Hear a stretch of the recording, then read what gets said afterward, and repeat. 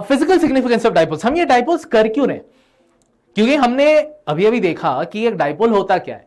एक तो उसके लिए बहुत सारे क्राइटेरिया मैच करने पड़ेंगे, इक्वल मैग्नीट्यूड चार्ज चाहिए, इक्वल डिस्टेंस, सॉरी एक सर्टेन डिस्टेंस पे होना है, एक को पॉजिटिव एक को नेगेटिव होना है, बहुत सारे क्राइटेरियाज है।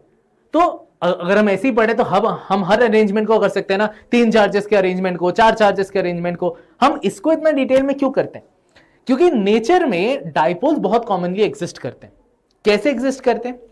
नॉर्मली आप देखो कहीं पे भी कोई भी एक बॉन्ड है, ठीक है, मोस्ट केसेस कहीं पे आप लोग कोई एक आयनिक बॉन्ड है, आपने आयनिक कोवैलेंट बॉन्ड्स किए हुए हैं, आयनिक बॉन्ड है, तो सपोज यहां पे सोडियम Na है, Na प्लस है, Cl माइनस है। आपको पता है कि दोनों का मैग्नीट्यूड ऑफ चार्ज सेम है, क्योंकि इस पे इसके पास प्लस क्यू चार्ज है, प्लस ई एक इलेक्ट्रॉन का चार्ज है पॉजिटिव, इसके पास एक नेगेटिव इलेक्ट्रॉन का चार्ज है। चार्ज से अंदर 2 एटम्स बॉन्ड के बाद भी एक सर्टेन डिस्टेंस अवे पे है, तो ये खुद ब खुद एक डाइपोल का क्राइटेरिया सेटिस्फाई कर देता है, क्योंकि equal charges opposite sign kept a certain distance away.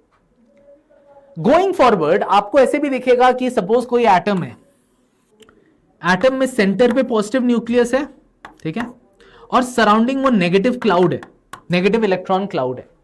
Normally ऐसा रहता है, जैसे ही आप इसके ऊपर एक इलेक्ट्रिक फील्ड लगाते हो ना बाहर से, इस मेथड को बोला जाता है पोलराइजेशन।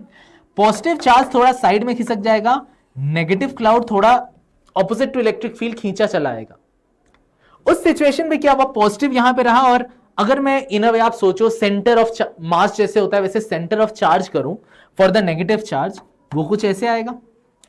आपको पता है क्योंकि ओरिजिनली एटम न्यूट्रल था, तो उसका positive charge in magnitude should be equal to negative charge, और साथ ही साथ opposite signs kept a certain distance away, यहां भी बन गया डाइपोल।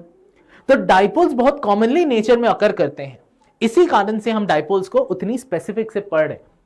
गोइंग फॉरवर्ड जब पोटेंशियल करेंगे, कैपेसिटेंस करेंगे, डाइलेक्ट्रिक्स को और डीप में समझेंगे, तब आपको और बेटर आइडिया पता चलेगा कि कैसे ये डाइपोल्स की वजह से ये सारी चीजें इलेक्ट्रिक फील्ड को वीक कर दे रहा है, कैसे कर पाए, सारी चीजें तब और क्लियर हो पाएंगी।